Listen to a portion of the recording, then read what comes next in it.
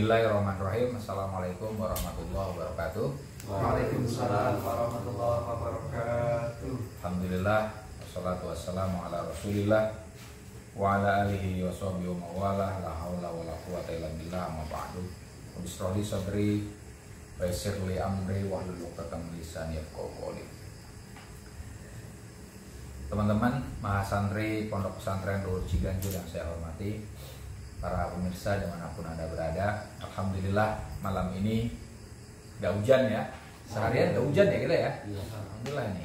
Tadi gerimis sedikit ya. Tadi itu saya rencana nggak bawa mobil karena kalau nggak hujan enakan bawa motor. Jadi kemudian melihat perkiraan cuaca hujan itu, saya bawa mobil. Alhamdulillah lah kita nggak hujan dan semoga nggak banjir lagi teman-teman ya. Ini kita di sini sih aman.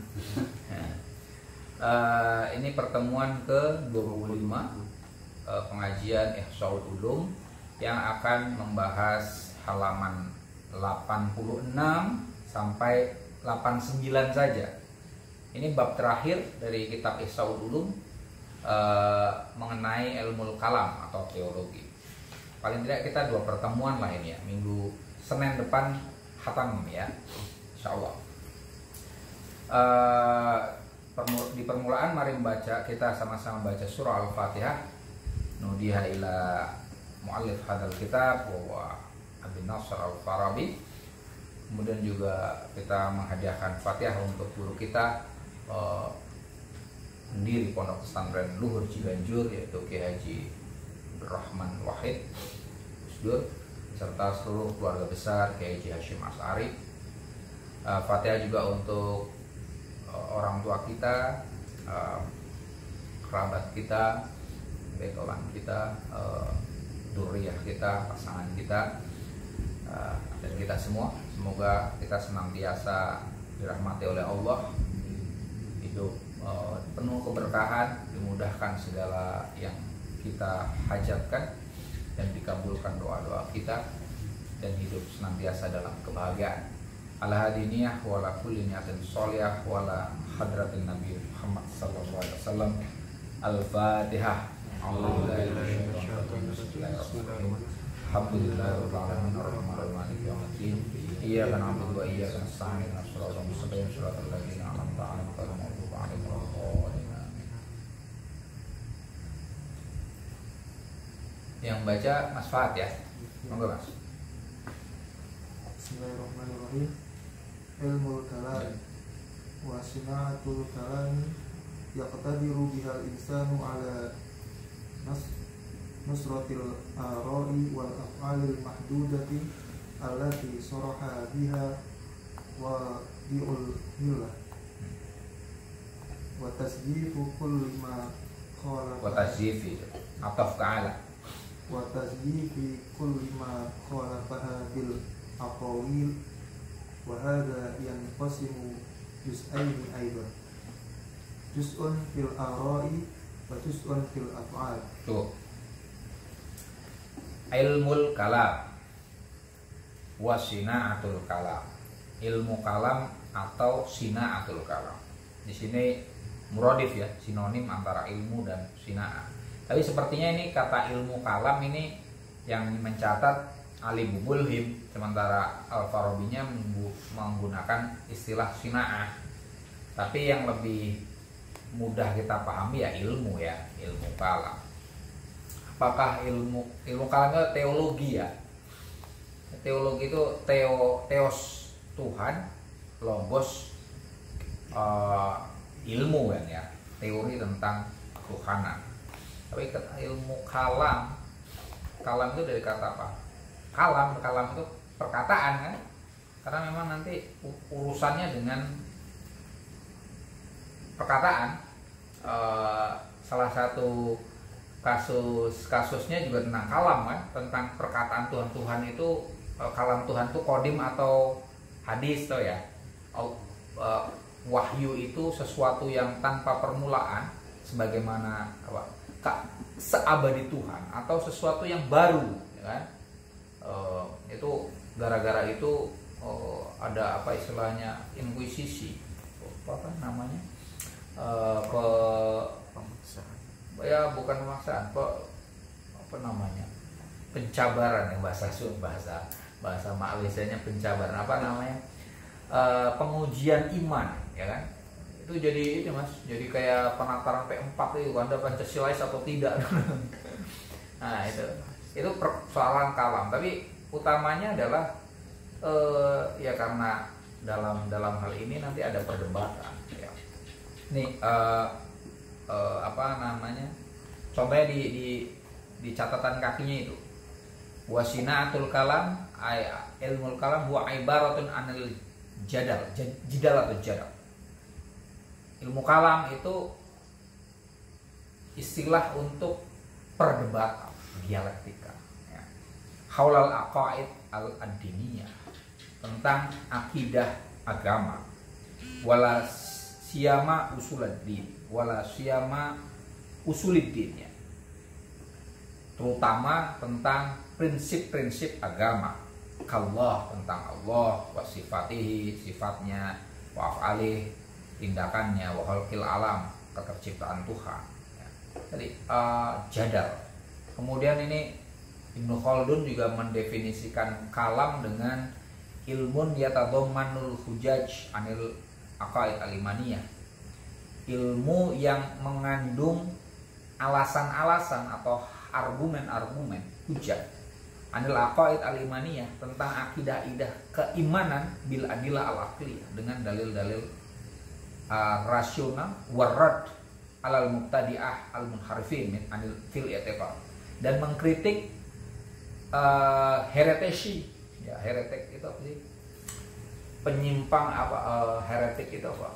Udah jadi bahasa Indonesia kan? Heretik itu bid'ah lah. Bid'ah itu hal-hal yang baru, al-munharifin, yang melenceng, fil i'tiqad, tentang itu. Tadi ilmu kalam itu berisi tentang jadal, dialektika, debat, hujah, beralasan, rod, mengkritik, maka istilahnya kalam ya, istilahnya kalam. Cuman sebagian orang-orang di muslimin itu tidak suka dengan istilah kalam, lebih suka istilahnya apa, usuluddin ya, muradif sebenarnya, tapi secara keilmuan kemudian disebut dengan ilmu kalam. Lebih mudahnya kalau sekarang disebut sebagai teologi ya. Apa itu ilmu kalam? Di sini didefinisikan, dijelaskan oleh Al-Farabi sebagai sesuatu yang yaktadiru bihal insan, dengan the art of teologi. Teologi ini seseorang bisa ala nusratil ara, untuk memenangkan, membela, memenangkan pendapat, wal af'ali, dan tindakan, al mahdudati, yang terbatas, yang definitif, allati, yang soroha biha, menjelaskan tentangnya siapa, wadi'ul millah, peletak dasar agama. Wadi itu artinya pencipta sebenarnya, pencipta agama. Tapi kalau kita sebut Nabi itu pencipta agama, kontroversial itu. Maka ini istilahnya wadi'ul millah, apa, pionir atau apa, ya bahasa yang sopannya peletak dasar agama. Kalau pencipta agama repot ya. Makanya kayak agama kita itu disebut oleh orang Barat kan Muhammadism, ya kan? Muhammadism. Karena wadi'ul millah, peletak, kita nyebutnya peletak dasar agama saja, itu Nabi Muhammad. Christianity, ya kan? Karena Kristus nama lain dari Yesus Kristus. Buddhism, ya kan? Maka kemudian Muhammadism. Nah, ilmu kalam itu adalah ilmu yang memungkinkan seseorang untuk membela pendapat dan tindakan yang dijelaskan oleh peletak dasar agama. Wa tazyifi, ini atofnya ke ala ya. Yaktadiru ala tazyif, falsifikasi. Tahu falsifikasi enggak? Jika salah satu berarti dasarnya salah semua. Iya. Lawan dari apa falsifikasi itu? Verifikasi. Siapa tokohnya? Popper ya. Popper kan. Falsifikasi itu gini mas. Kalau verifikasi itu kita membenarkan sesuatu berdasarkan bukti yang banyak, ya kan? Misalnya gini, santri di Indonesia adalah Muslim, kali gitu kan? Oh ini Muslim, nah itu benar kan? Kalau falsifikasi atau misalnya, ya, jangan santri Muslim itu mayoritas ya? Ada nggak santri yang non Muslim? Waduh, nggak ada ya? Ya. Oh ada. Hindu mungkin ya, kan santri ya, cantri kan? Karena sebenarnya itu istilah bukan istilah Arab gitu kan, cantri. Apa misalnya gini? Oh gini, kalau orang zaman dulu yang memakai peci putih adalah haji. Nah gitu kan. Kemudian tuh kan Pak Haji, tuh kan Pak Haji. Tapi kemudian falsifikasi lawannya. Falsifikasi itu adalah kita mencari kesalahan. Ada teori kita ketemu satu yang salah, runtuh itu. Teori itu falsifikasi. Tapi misalnya gini. Verifikasi itu contohnya misalnya gini. Cewek dari suku bla bla bla itu matre misalnya, ya kita nggak perlu sebut itu karena ini rasis ini biasanya gitu kan. Itu cewek dari suku bla bla bla itu matre. Nah kalau verifikasi berarti apa yang dilakukan? Jika nyari bukti, tuh kan ini cewek ini dari suku A, suku sing X tadi matre kan, tuh ketemu lagi tuh kan cewek si bla bla bla dari suku X matre terus gitu. Nah falsifikasi sebaliknya, ketika ketemu satu yang tidak ya, misalnya tadi ketemu satu cewek dari suku X tadi tapi tidak matre, runtuh itu teori tadi. Falsifikasi. Nah intinya ini falsifikasi mencari kelemahan, mengkritik berarti kan. Kulima kholafaha, segala yang bertentangan dengan af'al wal aqwal, ya, perkataan dan tindakan yang ditentukan oleh peletak dasar agama.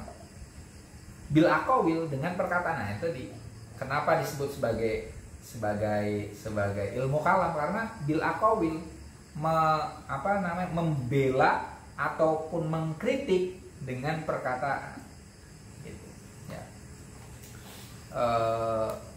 Wahada ini tadi di atas sinaah biha, di sini wahada, hadanya berarti ke ilmu, ya kan? Memang rujuk domirnya ganti-ganti di sini. Di sini wahada yang qasimu juz'aini aidan. Ilmu kalam juga terbagi menjadi dua. Juz'un fil ara, satu bagian urusannya dengan pendapat-pendapat, wa juz'un fil af'al, dan sebagian lagi urusannya dengan tindakan. Ini memang di sini ada catatan nih. Lam yuwaddi al-Farabi madayani bil ara wal af'al fi ilmu kalam. Al-Farabi tidak menjelaskan apa yang dimaksud dengan tindakan dan kata-kata dan tindakan di dalam ilmu kalam. Wa rubbama qasada bil af'alul insan al-khuluqiyah wa suluki. Li'anna mutakallimin tatarraku ilal masail al-muta'alliqah bil akhlaq wal hurriyah wal irada was shalih wat ta'ali wa khairi wasyar. Nah tadi biasanya kan urusannya dengan pendapat saya, tapi ini kok af'al. Nah, di sini ternyata kemungkinan yang dimaksud dengan khuluqiyah itu apa? Dengan tindakan ilmu kalam itu berurusan dengan tindakan manusia yang sifatnya etis. Makanya membahas soal apa? Kafir dan tidak kafir kan? Ya kan? Murtakib al-kabiroh, ya kan? Pelaku dosa besar. Itu apakah masih muslim ataukah dia sudah kafir ataukah kemudian fasik, ya kan? Bagi orang Mu'tazilah fasik, ya. Bagi orang-orang ahli sunnah, orang yang melakukan dosa besar itu masih tetap muslim, ya kan? Sementara bagi orang Khawarij, pelaku dosa besar itu kafir, Mas, ya kan?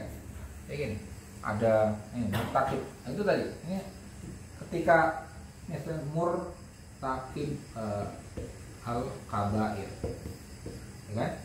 Pelaku dosa besar itu minimal 3 kan?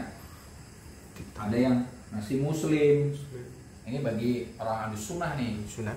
Walaupun orang bunuh orang, melakukan korupsi, misalnya gitu, memperkosa, gitu kan, wes dosanya suwake lah. Itu bagi orang ahli sunnah itu masih muslim, ya kan? Ada yang Khawarij, ini ahli sunnah, Sunni lah ya. Sunni. Bagi Khawarij itu dia kafir. Ini Khawarij. Itu makanya kenapa Khawarij itu membunuh Ali, ya kan, gitu kan? Membunuh Utsman juga gitu. Saat itu Ali lah ya. Utamanya Ali. Khawarij mulainya dari Ali, ya.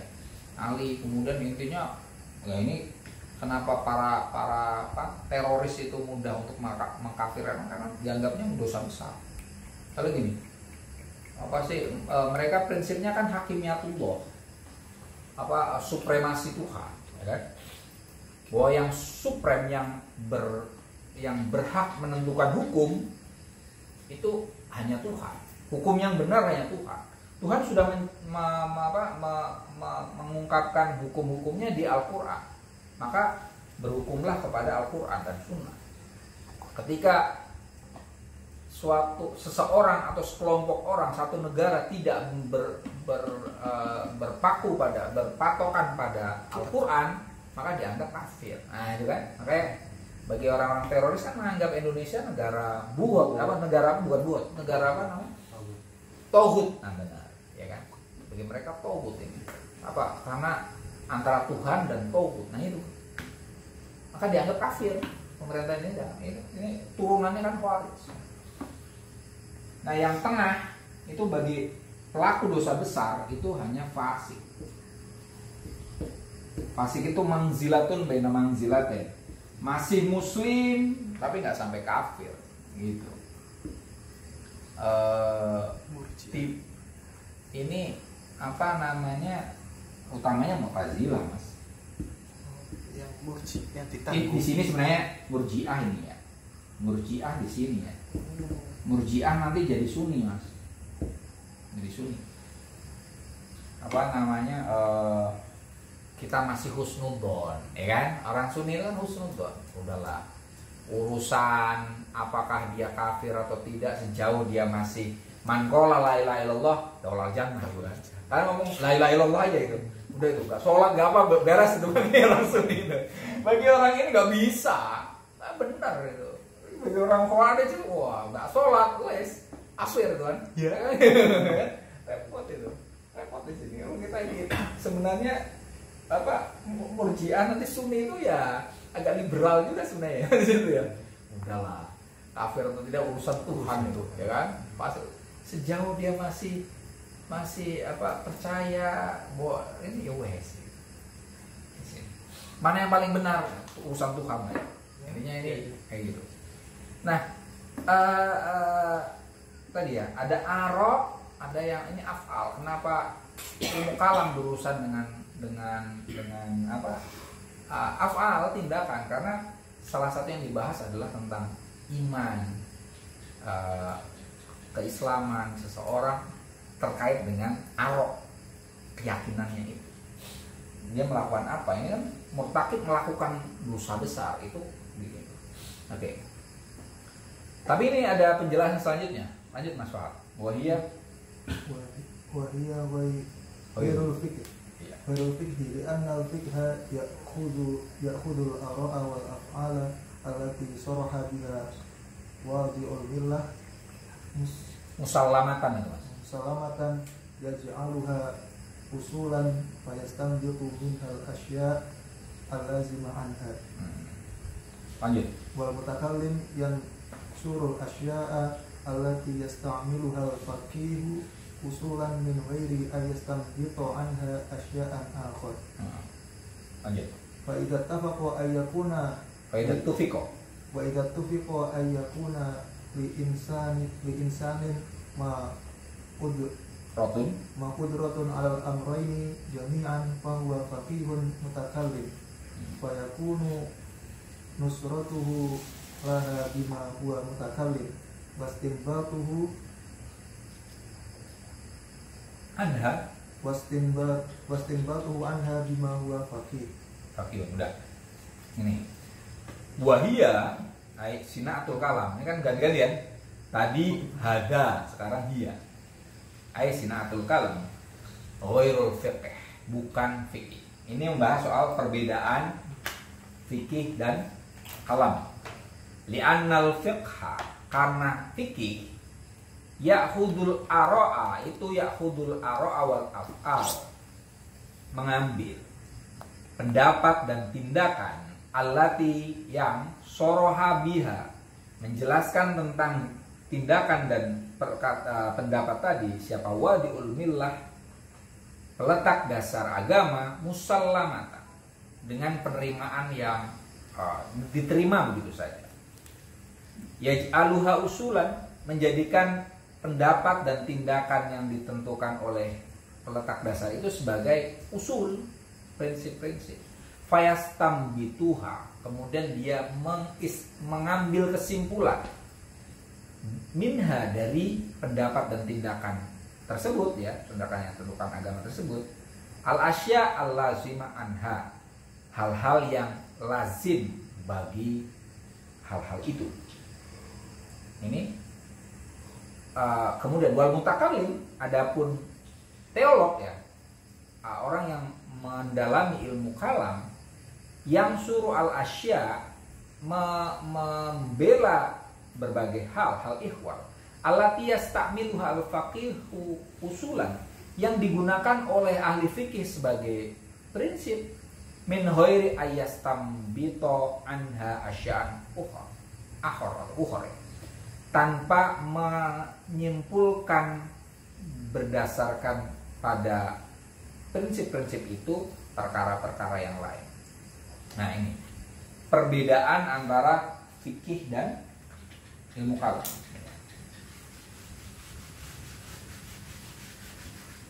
Ini fikih, ini kalam, ya. Kalau fikih itu sama-sama berurusan dengan persamaannya, ya. Persamaannya nih. Sama-sama berurusan dengan ara' wa af'al al-millah, ya. Minal lil millah, ya. Lil millah gitu aja, ya. Berurusan dengan pendapat dan tindakan yang ditetapkan oleh peletak dasar agama. Sama nih. Tapi bedanya fikih itu menerima ini begitu saja, menerima lalu menyimpulkan, ya, menyimpulkan hal lain. Sementara ilmu kalam tidak, dia membela pendapat-pendapat itu, membela tanpa menyimpulkan, tanpa mengambil kesimpulan untuk menghukumi sesuatu yang lain. Ini membela, artinya apa? Kalau ini menerima, menyimpulkan, ini ke dalam, ya, ini internal, ke dalam. Kalau ini eksternal, membela itu ke keluar, kan? Yep. Eksternal. Karena kalau di sini ada unsur ofensif dan defensif. Udah main bola. Iya benar, yang main bola. Defensif, ya kan?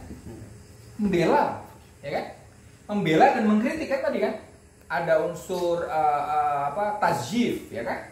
Ada unsur rod, ada mengkritik. Dan sifatnya keluar ini mas. Guru saya Hasan Nafi bilang kalau ilmu kalam itu posisinya seperti ini, departemen luar negeri, urusannya keluar. Islam ini bagaimana para teolog itu membela argumen-argumen itu menghadapi pihak yang luar dan juga mengkritik kadang. Sifatnya mengkritik. Sementara fikih ini dalam negeri, dagri lah ya. Ini dagri. Kalau ini detu. Urusannya dengan luar negeri, dengan pihak luar. Tapi di sini juga ada unsur ini kan, mengontrol masyarakat juga kan. Ada misalnya, oh ini sesuai dengan hukum Islam atau tidak gitu kan. Tapi di dalam kali ini di sini hampir kayak polisi lah. Fikih itu pada tertentu seperti kepolisian. Tapi di dalam urusannya, kalau oke ada orang luar negeri di dalam, tapi dia hanya urusannya di dalam. Sementara ini kayak TNI dulu ini, membela, menyerang kadang, benar, membela dan menyerang. Kira-kira mana yang lebih berangasan kira-kira yang mana? Kalam atau fikih? Lebih berangas itu apa sih? Lebih sangar lah, sangar mana? Fakih atau kalam? Kalam. Dan itu misalnya gini, tadi kita bahas soal orang-orang garis keras, ya kan? Yang teroris itu kan pegangannya di kalam mas. Bahasannya kan soal ini terus, soal ini mengesahkan Tuhan atau tidak, gitu kan? Tauhid terus dia, tauhid uluhiyah, ubudiyah dan seterusnya. Awalnya ngambilnya dari Wahabi, tapi kemudian dikembangkan sedemikian rupa sampai ke ranah yang radikal sebenarnya. Kalam dia. Makanya cenderungnya kan mengkritik, seolah-olah membela Islam, kemudian membela kemudian mengkritik dan sampai taraf mengkafirkan. Nah, sementara kayak kita orang-orang NU banyaknya kan urusannya fikih sebenarnya ya. Mengerti dalam gitu kan, benar nggak? Lebih banyak di fikih loh kita. Kalam Asy'ari oke lah dibahas, tapi kan nggak begitu, nggak sekuat fikih. Coba lembaga wasuma saya di LBM itu ya yang dibahas utamanya fikih, ya kan? Kita tidak membahas soal kafir dan muslimnya seorang, ya kan? Yang kita bahas adalah misalnya, hukumnya X seperti apa, gitu kan? Ini membuka investasi cipta kerja itu boleh atau tidak, hukumnya apa, kan gitu kan? Fikih menyimpulkan cenderung lebih soft sih, lebih soft.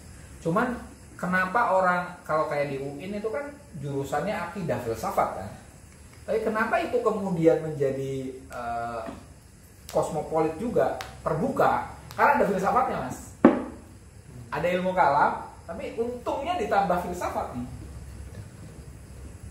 Kalau ilmu kalam doang, ya udah jadinya tadi keras, kecenderungan kerasa tinggi.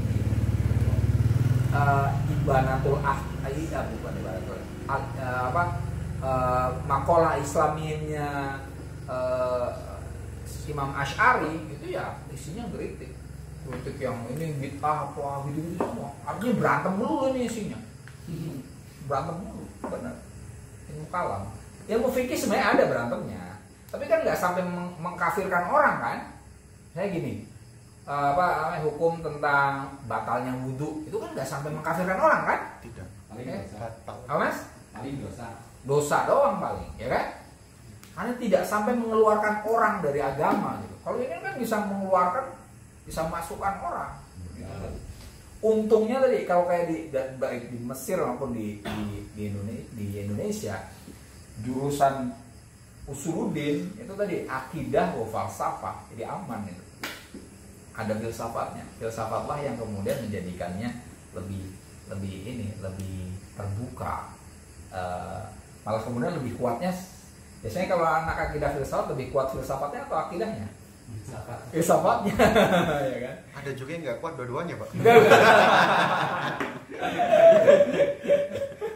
Iya.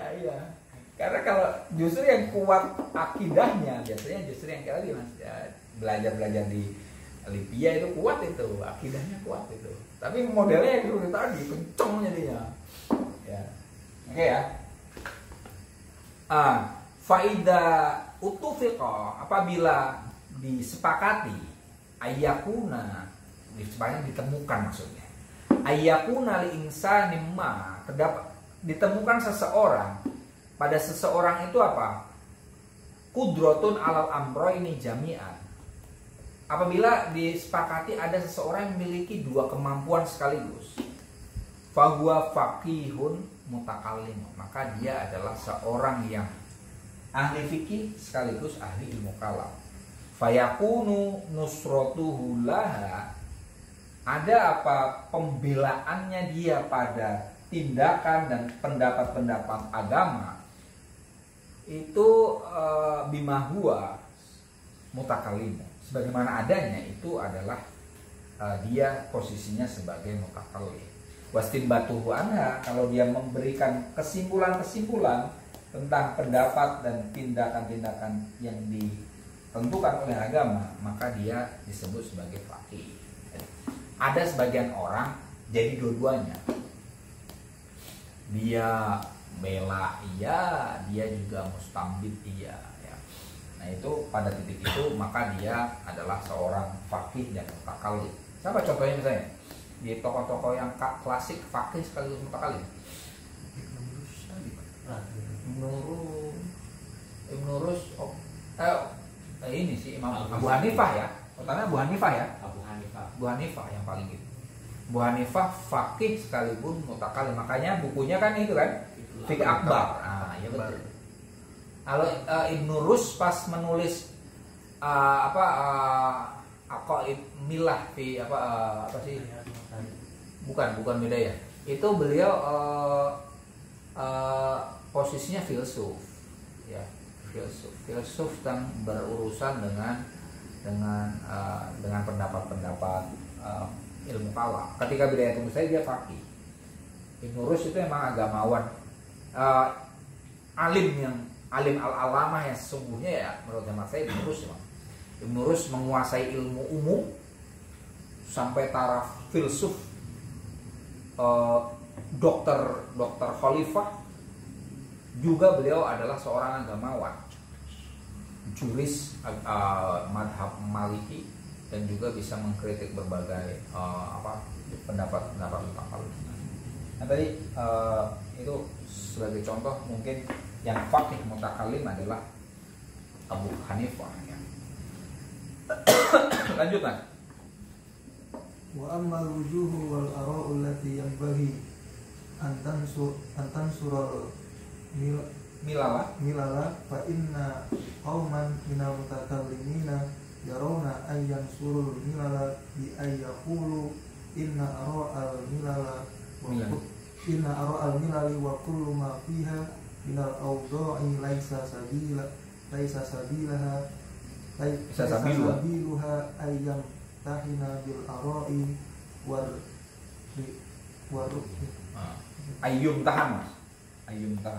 ayyum tahana bil ara'i war rawiyati wal uquli al insiyah li annaha arfa'u rubbatan minha id kanat ma'khudatan an wahyin ilahi li anna fiha asraran ilahiyatan tad'afu an idrakiha ukulu al insaniyatu wa la tablugha. Sudah tuh. Wa amal wujuh, adapun sisi-sisi wal ara dan pendapat-pendapat allati yang bagi seyukyanya antang sural milal, untuk membela agama. Pendapat yang seyukyanya digunakan untuk membela agama itu apa? kapan kalam itu bela agama, ya.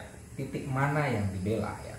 Fa inna qauman sunya kaum minal mutakallimin dari para teolog ilmu kalam yarawna berpendapat ayyang surul milala syukianya mereka membela agama bi ayyakulu dengan mengatakan inna aro al milali sungguhnya pendapat-pendapat agama wakula ini atofnya ke inna ya dan semua ma fiha di dalam agama minal audho dari tatanan yang semua tatanan dalam agama laisa sabiluha tidaklah jalannya ayyum tahana untuk diuji bil aro dengan pendapat warawiyah.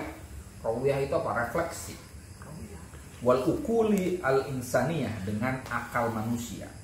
Di annaha karena aro al milal pendapat agama itu arfa'u rutbatan minha lebih tinggi levelnya daripada pendapat akal. Irkanat karena pendapat agama itu makhudatan an wahyin ilahi diambil dari wahyu agama Tuhan. Li'anna fiha karena di dalam pendapat agama itu asroron di anafia asroron ya terdapat di dalamnya rahasia-rahasia ilahiyah ketuhanan tada'afu yang lemah an idrokiha untuk mencerapnya. Siapa yang lemah? Al-ukulu al-insaniyah akal manusia wala tabluha dan tidak mencapai ke pendapat agama itu siapa? Akal manusia. Ini di paragraf ini Al-Farabi mengunggulkan wahyu. Dia filsuf tapi mengunggul wahyu.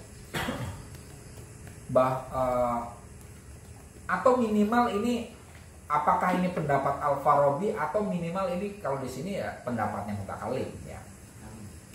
Di sini menurut fa inna qauman menurutnya yarawna ya benar. Ini bukan pendapatnya Al-Farabi. Menurut mutakallimin itu ada pendapat-pendapat agama yang memang harus dibela dari akal. Akal tidak mampu untuk mencapainya karena pendapat agama itu berasal dari wahyu. Nah ini di titik ini Al-Farabi tidak sekedar mencatat sih ya. Apakah ini Al-Farabi membela wahyu daripada akal? Wallahualam sih, belum tentu. Tapi dia hanya mencatat. Sebagian para teolog itu mengatakan bahwa ilmu kalam itu harus membela pendapat agama yang berdasarkan pada wahyu dan tidak boleh dicampur tangani oleh akal, karena akal menurut para teolog ini tidak mampu mencapai ke pendapat agama itu. Tapi nih dalam hal ini saya menjawabnya sebagai filsuf. Di dalam agama Islam adakah hal terkait dengan keyakinan ya yang tidak masuk akal? Apa man? Adanya malaikat. Tapi itu kan ditakwilkan. Oh. Ya kan? Bangkit dari kubur. Iya, hari akhir ya. Iya sih, itu karena kita semua nggak ada yang tahu ya. Nanti kita mati itu benar-benar hidup lagi atau enggak ya kan? Benar kan? Sampai detik ini itu belum pernah ada orang yang mati kemudian bangun lagi gitu kan, bener lo ada gitu. Jadi kalau ada orang skeptis mungkin nggak, seandainya ada orang yang nanti setelah hidup ada hidup lagi atau enggak, itu sebenarnya ya karena kita kan hanya iman doang itu, hanya iman doang itu. Nah bagi teolog itu harus dibela itu mas, bela ini. Anda nggak sampai itu, ini hanya wahyu yang bicara bahwa kita kulyuyihalladzi ansya awal marroh, ya gitu kan? Yang menghidupkan pertama kali itu akan membangkitkan lagi. Awalnya alladzi khalaqas samawati wal arda biqadri ala yakhluqa mithlahum balanya gitu kan. Kalau langit dan bumi aja bisa diciptakan, masa untuk menghidupkan yang sudah mati itu nggak sanggup? Gampang dong gitu kan. Itu harus dibela. Tapi bagi filsuf sih nggak perlu dibela-bela amat gitu. Anda percaya boleh, nggak ya nggak apa-apa. Urusan gitu kan. Yang penting apa? Kalau di filsafat yang penting jadi orang baik. Jadi orang baik aja. Baik, nggak ngerugiin diri sendiri dan orang lain. Itu cukup. Dan selain daripada itu saran aja mas, percaya kepada Tuhan itu saran aja agar kita jadi baik mas. Iya bener ya. Anda sholat itu sarana doang biar baik. Anda puasa itu sarana doang bagi orang bersahabat. Sarana semua. Tapi intinya adalah jadi orang baik, orang yang bermanfaat. Jadi itu masih dipakai. Khairun nas anfa'uhum linnas itu masih dipakai. Tapi Anda model percaya kepada Tuhan yang model apa? Terserah itu. Nggak sampai mengkafirkan kalau di filsafat, tidak seperti ilmu kalam. Jadi kalau mutakalim yang tadi yang dikatakan oleh agama harus dibela. Akal tidak boleh turut campur di dalamnya, karena akal menurut ilmu kalam itu tidak mampu untuk mencapai. Ya oke lah, kita ikut aja. Lanjut mas, baik. Wa aidan fa innal insana inna ma sabiluhu an tufidahu milalu bil wahyi ma sya'nuhu alla yudrikuhu bi aqlihi wa ma yakhuru aqluhu anhu wa illa fala makna wa illa fala makna lil wahyi wa la fa'idata idza kana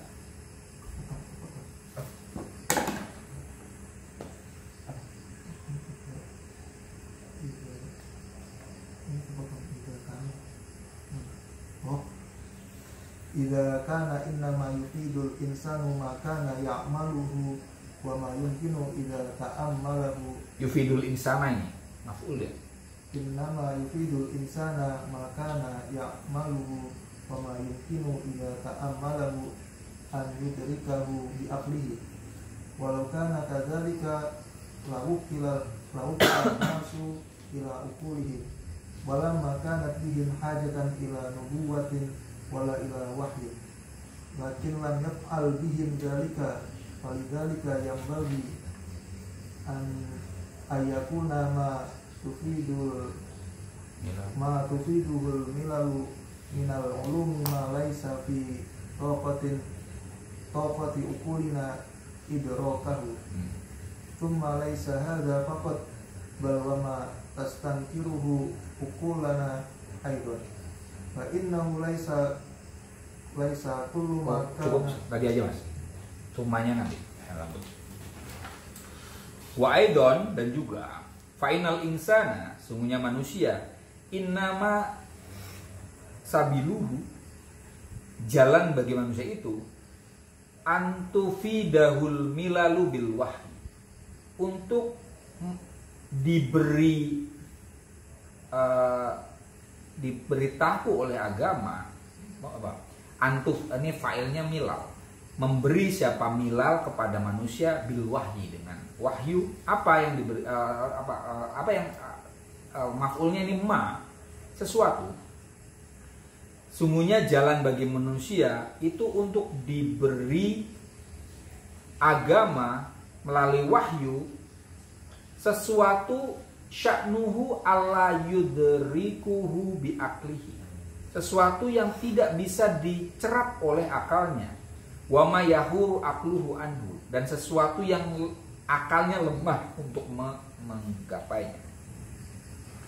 Ini sesuatu ini yang dibela juga adalah hal-hal yang tadi ya seperti yang diungkapkan tadi, sesuatu yang dianggap tidak bisa dicerap oleh akal. Wa illa kalau tidak semacam itu, fala makna lil wahyi, tidak ada gunanya bagi wahyu. Wala faidah, tidak ada faedahnya. Kalau agama hanya memberikan sesuatu yang bisa dicerap oleh akal, maka sebenarnya wahyu itu nggak ada gunanya. Ya. Artinya wahyu berguna ketika dia membahas sesuatu yang tidak bisa dicerap oleh akal. Nah ini apa namanya argumennya teolog sebenarnya itu. Wahyu memang diperlukan untuk memberi suplemen bagi hal-hal yang bisa dicerap sendiri oleh manusia. Kalau kita tahu bahwa sekarang malam, gitu kan, hal-hal kayak gitu nggak perlu wahyu, ya. Bahwa kita kalau apa namanya melempar sesuatu jatuh dan seterusnya itu nggak perlu wahyu. Sesuatu yang tapi wahyu diperlukan ketika ada hal-hal yang tidak bisa diketahui oleh manusia. Misalnya tadi kan, untuk apa kita hidup? Nah mungkin itu tuh mas, sebenarnya itu kan. Saya siapa? Nah itu mungkin kan. Pertanyaan filosofis itu. Who am I? Aku ini siapa? Aku ini apa? Kan? Manusia ini seperti apa? Apakah kita ini hidup kita sia-sia? Nah gitu kan. Ataukah ada manfaatnya? Kalau ada manfaatnya untuk apa? Untuk kita nanti mati. Nah gitu kan. Sebenarnya kehidupan ini apa yang seharusnya kita lakukan? Pertanyaan filosofis semacam itu. Nah, kalau itu masih bisa dijawab oleh akal, ini versi teolog itu sebenarnya wahyu nggak diperlukan. Ya. Wahyu diperlukan ketika dia bisa mengungkapkan sesuatu yang tidak bisa ditangkap oleh manusia, oleh akal manusia. Apa tadi? Kita hidup lagi. Apa gunanya itu kira-kira? Apa gunanya percaya kepada hari akhir? Ya teolog biasanya ada gunanya nggak sih? Oh mas, ada.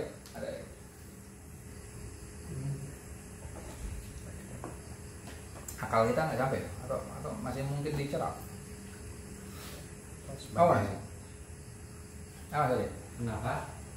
Apa gunanya percaya kepada kiamat? Agar supaya kita ini kalau nalar itu ya, nalar teolog ya. Ini agar apa yang diperintah, agar kita serius untuk menjalankan apa yang diperintahkan dan menjauhi apa yang dilarang. Karena ada konsekuensi di hari akhir.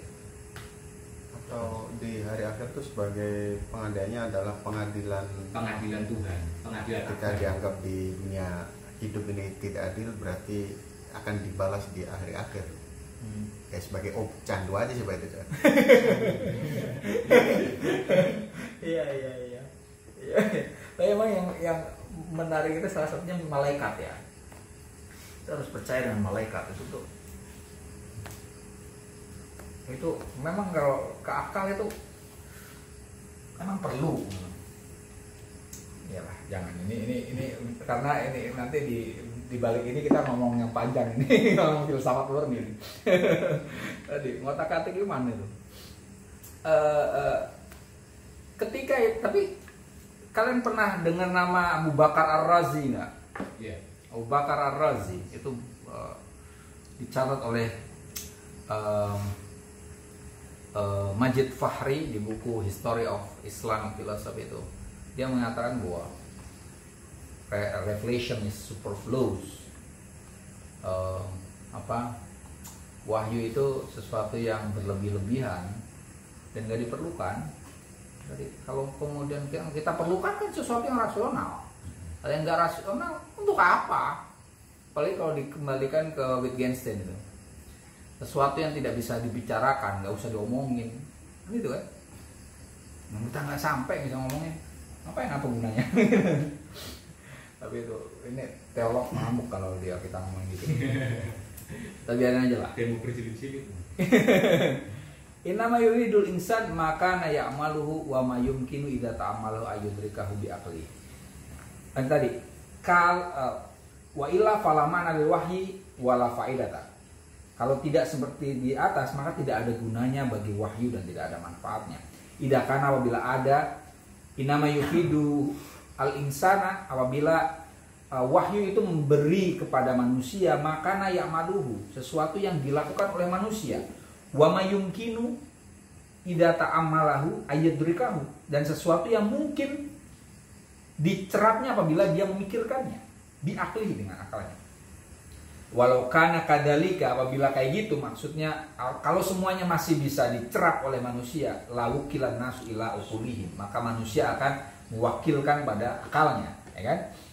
Walau makanat bihim hajatun ila nubuwah, maka manusia tidak membutuhkan kepada kenabian wala ila wahyi, dan tidak pada wahyu. Lakin lam yaf'al bihim dalika, tapi wahyu tidak melakukan kepada manusia seperti itu. Wahyu tidak memberikan sesuatu yang semata-mata bisa dicerap oleh manusia. Falidalika, oleh karena itu, yang bagi seyogyanya ayakuna matufiduhul milalu minal ulum, sesuatu yang diberikan oleh agama, ilmu-ilmu berupa ilmu-ilmu, malai safito koti ukulina, sesuatu yang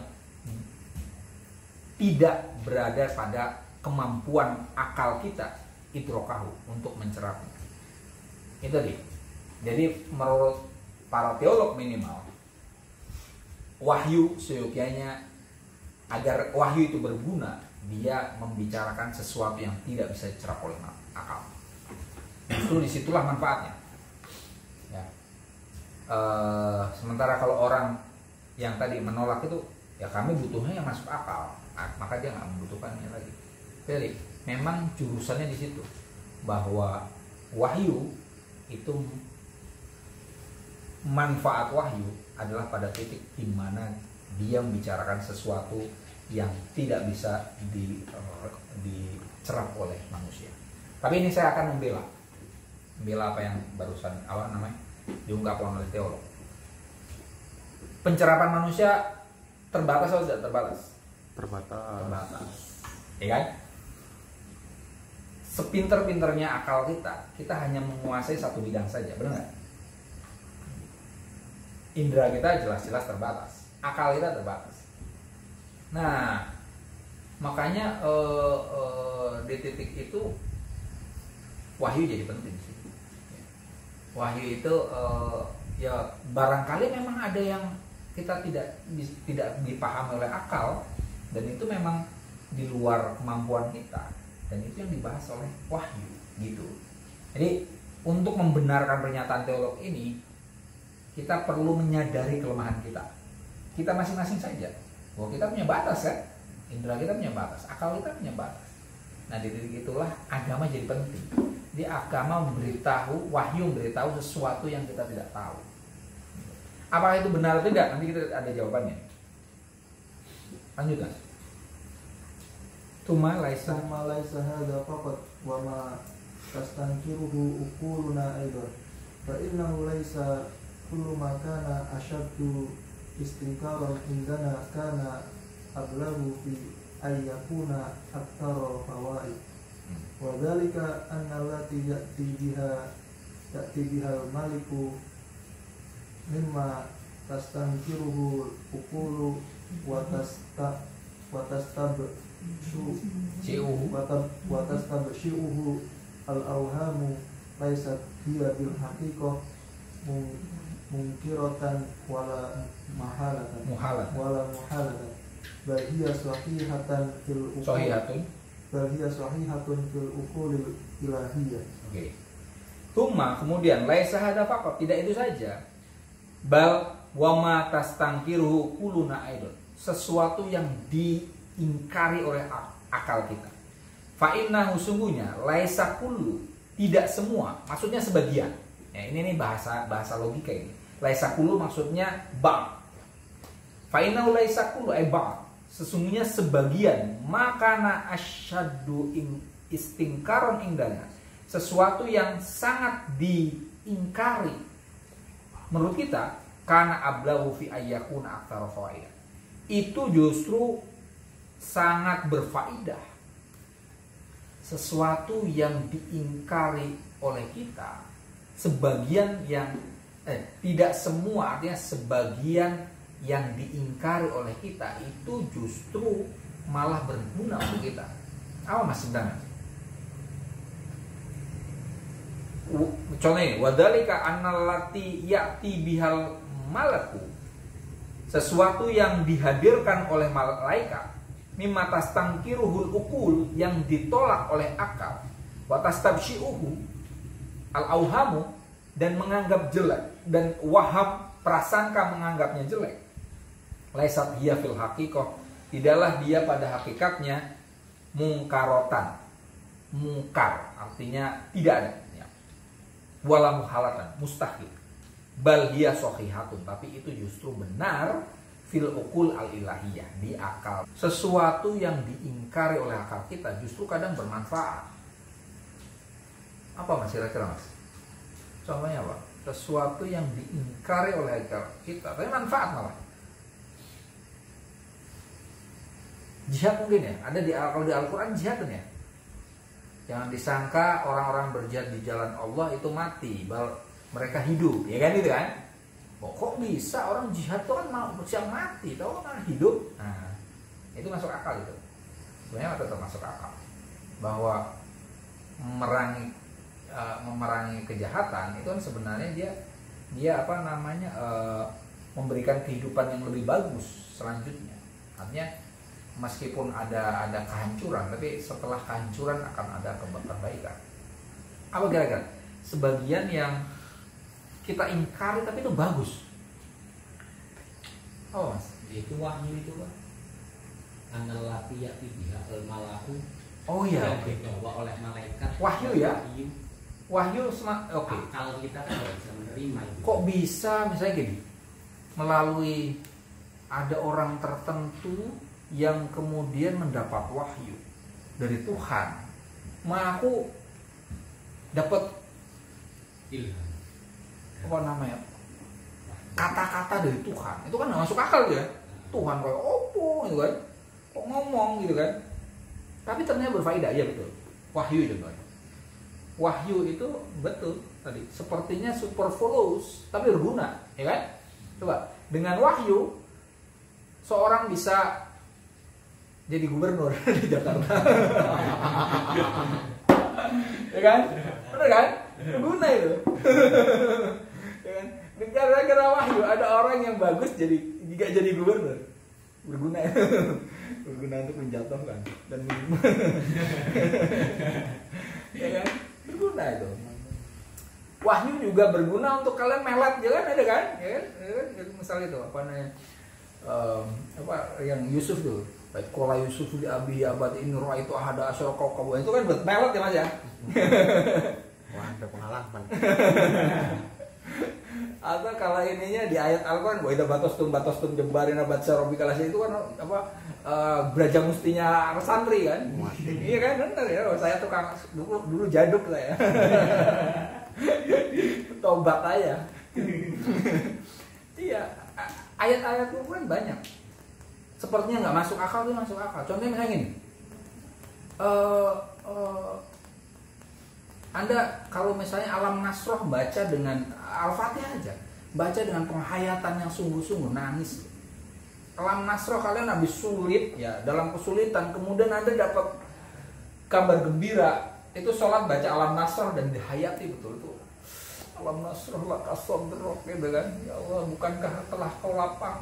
Tuhan telah melapangkan dadamu. Jadi jangan bayangkan ke Nabi, tapi ya Allah makasih. Wadokna angka wisrok allati angka bohrok, dan beban di hidup kita tuh jadi disingkirkan gitu. Warofa'na laka dzikra, dan Tuhan mengangkat nama kita, ya kan? Makasih Tuhan. Ya kan? Innamalus yusra itu kan sama lagi kan? Setiap kesulitan bersama dengan kemudahan, ya. Bukan ba'da ya, tapi maaf. Kalau kalian selesai melakukan sesuatu, maka segeralah untuk melakukan yang lain, itu maksudnya. Dan berharaplah kepada Tuhan.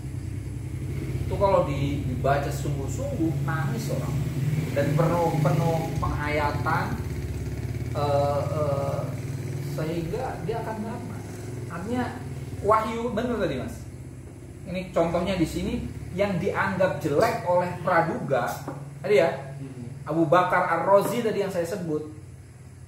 Abu Bakar Razi sama-sama itu satu lagi apa sih tapi yang terkenal itu salah satu itu dia menganggapnya superfluous, sia-sia wahyu, tapi ternyata sesuatu yang dianggap sia-sia ada gunanya ya. Bagi kalian ini rata-rata ini kan perantau kan, yang nggak perantau siapa? Jakarta atau Mas ini Mas Heru ya? Mas Heru mana? Oh iya, artinya kalian semua rata-rata ini kan perantau kan? Nah biasanya kalau perantau itu kan bacanya Li'ilaf Quraisyin. Benar, iya awalannya perantau itu Li'ilaf Quraisyin. Ya. Coba artinya itu bagus Li'ilaf Quraisy. Tapi jangan bayangin kalian orang Quraisy, ya kan?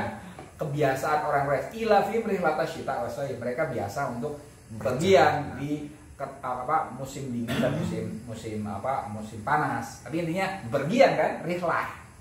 Kata syita wa sayf. Fal ya'budu rabb hadzal bait. Ya sholat lah ya. Alladzi amahum.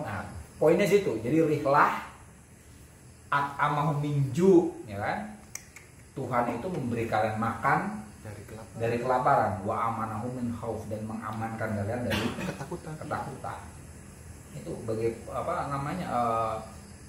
para perantau itu Li'ilaf Quraisy. Itu kan kalau baca itu, ya Tuhan, aku lapar. Ya kan? Dan itu jadi sugesti. Nah tadi ini yang kita bicarakan barusan itu ukul ilahiyah itu.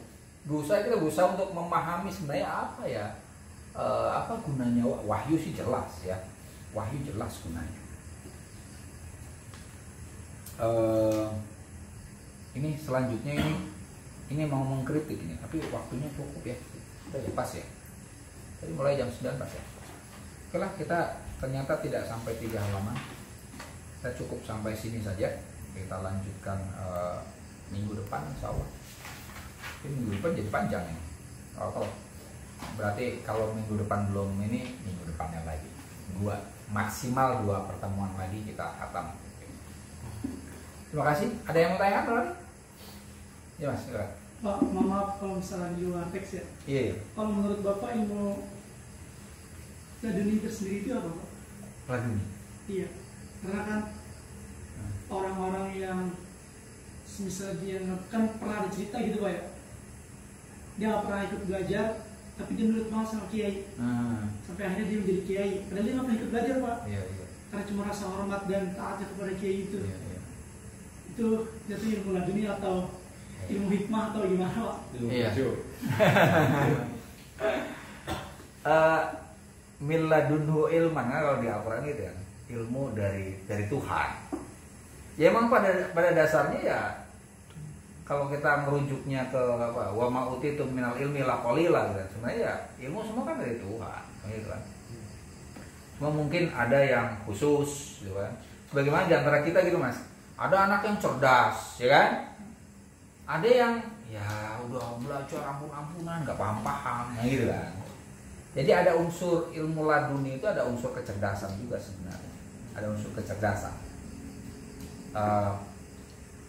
Kayak misalnya kayak Gus Dur ya gitu kan, sebagian orang yang menyebut ya, laduni ya. Dia emang cerdas, betul cerdas. Bahasanya santri, bahasanya orangnya ilmu laduni, ya kan. Padahal ya Gus Dur bacanya luar biasa. Kalau orang bacanya kuat, maka kemudian nanti akan muncul imajinasi dan ilmu-ilmu baru, gitu kan, yang belum itu. Nah, saya nggak bisa jawab karena saya harus menjawab sesuai dengan pengalaman kan ya, maksudnya yang saya ketahui gitu. Sampai detik ini saya belum pernah ketemu orang yang benar-benar, maksudnya prosa turun narah yang kayak gitu dalam itu memang belum ya.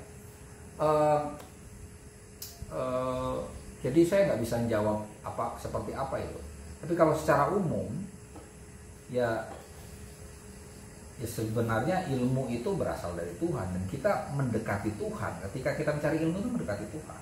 Nah itu kan, kalau Tuhan adalah Sang Maha Mengetahui, nah kemudian ketika kita berusaha mendekati diri kepada Tuhan, maka Allah akan mudah untuk menjadi bagian dari kita di situ sebenarnya. Terkait tadi misalnya kalau contohnya tadinya nggak belajar, kemudian karena ngabdi ke kiai langsung pinter, walang itu ya. Ada emang kayak gitu. Ya sebagian mitos. Kalau di pesantren itu juga mitos banyak kan ya. Tapi kayak contoh yang paling konkret ya Gus Dur lah ya. Gus Dur yang kita semua tahu beliau cerdas gitu kan. Tapi beliau bacanya luar biasa mas. Bacanya luar biasa. Kemudian ya soal ibadah kita nggak tahu ya. Tapi beliau juga pasti ibadahnya bagus. Artinya beliau entah ibadah mahdoh minimal baca itu kan ibadah, ya kan? Kalian belajar itu ibadah, ya kan? Tempo hari di pembahasan Fasul Maqol sudah bilang bahwa sebenarnya ketika kita berfilsafat itu sebenarnya kita mendekati Tuhan. Karena filsafat itu kan kajian tentang ada sejauh ada, ya kan? Ada sejauh ada itu sifatnya umum mas, esa. Kalian ini belajar filsafat itu sebenarnya mendekati Tuhan, esa, umum. Yang ada sejauh ada itu coba kita dalam ada kan satu kan, benar nggak? Ada siapa namanya? Dimas, ya ada Dimas. Ini ada dalam ada itu kan sama-sama. Sampai Tuhan pun kita sebut ada satu. Kita mendekati ada sebagai yang satu. Kayak manusia kita melihat kalian beda-beda tapi sebagai manusia kalian satu itu kemanusiaan akan bahas itu. Kemudian apa yang ada itu benar ya, yang ada itu benar. Ketika kita mempelajari sesuatu itu sebenarnya kita mempelajari yang ada sebagai yang benar, kita mencari yang benar, cari ilmu itu.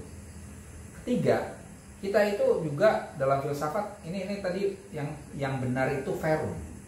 Yang ada sebagai yang benar itu disebut sebagai verum. Yang ketiga, yang ada itu baik, umum.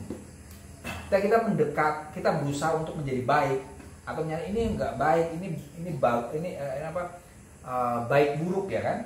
Misalnya ini tidak sopan dan seterusnya, ini sopan. Itu sebenarnya kita mendekati yang ada sebagai yang baik. Kita mencari yang baik sesungguhnya apa? Ada ya. Yang keempat, fulcrum, indah. Yang ada itu sifatnya indah. Kayak kita mendekati, kita menyukai apa misalnya musik, ya kan, film, lukisan dan seterusnya. Itu sebenarnya kita sedang mencari keindahan. Anda yang melihat cewek cantik itu sebenarnya kan, itu sebenarnya melihat jamal, fulcrum. Ya. Tuhan ada, melihat ada sebagai yang indah. Ada yang indah. Nanti yang ada itu esa, yang ada itu baik, yang ada itu benar, yang ada itu indah. Kira-kira apa itu? Tuhan kan? Ya. Ini tadi filsafat itu sebenarnya mendekati yang ada sejauh ada itu mendekati Tuhan. Nah, tadi kan ada yang verum, maha benar. Ketika kita mencari ilmu itu kan punya kebenaran. Artinya kita sedang mendekati Tuhan, itu ibadah. Bahasanya Islam kan itu ibadah. Nah, kalau kita mendekati terus yang verum, akhirnya pinter mas. Dan disitulah wa'atahu minal ilmi, dan Tuhan akan memberikan dia ilmu yang sebelumnya dia tidak pelajari dan seterusnya. Artinya itu ada sesuatu yang Erlebnis kalau bahasa ininya, bahasa Jermannya, kesadaran yang gitu kan. Kadang ada gitu kan, ada yang gitu. Eureka. Nah, gitu kan. Anda misalnya mau apa gitu kan. Gitu. Sebenarnya gitu. Ya itu semua kalau fenomenanya kalau kita membahasnya secara ilmiah ya itu karena mikir terlalu dalam, nanti ya lama kelamaan cepat atau lambat kita akan mendapatkan ilham dari situ. Sudah mulai skripsi belum? Belum mulai Pak. Belum ya, oke. Nanti kalau kamu nulis skripsinya serius mas, sampai kamu kemudian tidur dan ngimpi nulis skripsi, itu bagus tuh. Saya perasaan. Gantungan. Ladun. Wah itu mas, saya sering ya. Tidur itu udah tidurnya kemalaman, tidur di dalamnya debat sama orang. Waduh, bangunnya pusing banget. Nah itu kan jawabannya soalnya itu. Jadi ya hanya ilmu laduni, ilmu dari Tuhan soalnya gitu kan. sebenarnya semua ilmu ya dari Tuhan tadi, minimal ya intinya ya apakah kita nyari ilmu lagi, belajar aja kan gitu kan. Nah nanti bedanya Nabi dengan kita semua itu kan, Nabi itu konon nggak usah belajar ya kan, tapi tahu ya kan, sementara kita harus belajar, kita bukan Nabi ya belajarlah ini gitu. Adapun nanti dapat reward kayak tadi aha ilit nis ureka kalau kita sebut itu kan hadiah, jangan itu jadi tujuan kayak gitu. Tapi kita ya itu sebagai apa namanya hadiah saja, bonus. Oke itu saja, terima kasih. Mohon maaf ngomongnya kemana-mana dan belum sempat ini lah khatam. Wassalamualaikum warahmatullahi wabarakatuh. Waalaikumsalam warahmatullahi wabarakatuh.